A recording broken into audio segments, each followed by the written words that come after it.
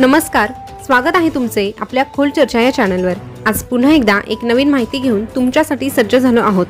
लाडकी बहीणनंतर लाडक्या भावांसाठी देखील योजना, दरमहा खात्यात येणार इतकी रक्कम, पंढरपुरात मुख्यमंत्र्यांची मोठी घोषणा, या संदर्भातील सगळी काही माहिती आपण सविस्तररित्या आज या व्हिडिओच्या माध्यमातून जाणून घेणार आहोत। त्यासाठी हा व्हिडिओ शेवटपर्यंत आवर्जून ऐका।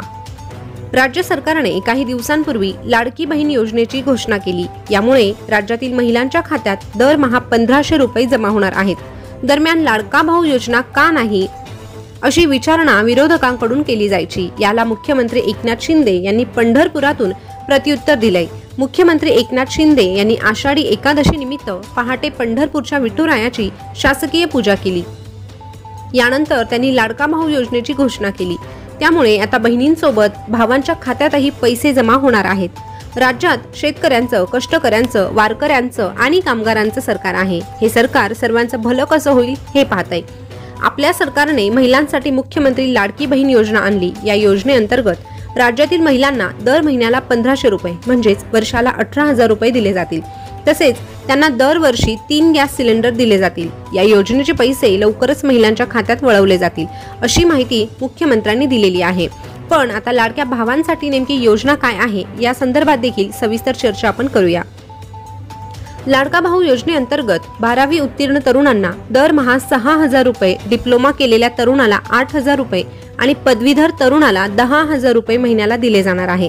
हा तरुण वर्षभर एखाद्या कारखान्यात अप्रेंटिसशिप करेल, त्यानंतर तिथे त्याला कामाचा अनुभव मिळेल आणि त्या अनुभवाच्या जोरावर त्याला नोकरी देखील मिळेल। एक प्रकारे आपण स्किल्ड मॅन पॉवर तयार करत असल्याचे मुख्यमंत्री एकनाथ शिंदे म्हणाले आहे।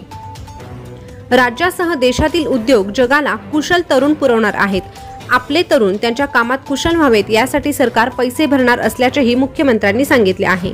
लाडका भाऊ योजनेअंतर्गत आपल्या राज्यातील तरुण ज्या कारखान्यात काम करतील, अप्रेंटिसशिप करतील, तिथे राज्य सरकार पैसे भरेल अशी माहितीही देण्यात आली आहे। अशा प्रकारची योजना आणण्याची इतिहासातील पहिलीच घटना असल्याचे मुख्यमंत्र्यांनी सांगितले आहे।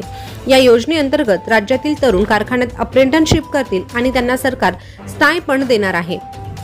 यासोबतच आषाढी एकादशी निमित्त मुख्यमंत्र्यांनी विठुरायाला साकडं देखील घातलेलं आहे।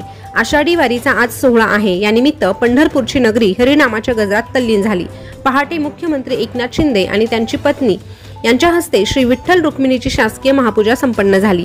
बळीराजा सुखी होऊ दे, पाऊस चांगला पडू दे, सुगीचे दिवस येऊ दे असं साकडं यावेळी मुख्यमंत्र्यांनी विठुरायाला घातलं आहे। तर या संदर्भात तुमच्या काय प्रतिक्रिया आहे, तुम्हाला काय वाटतं हे कमेंट करून नक्की कळवा आणि अशीच नवनवीन माहिती जाणून घेण्यासाठी आपल्या खोल चर्चा या चॅनलला सबस्क्राइब करा। पुन्हा भेटूया नवीन माहिती सोबत, तोपर्यंत धन्यवाद।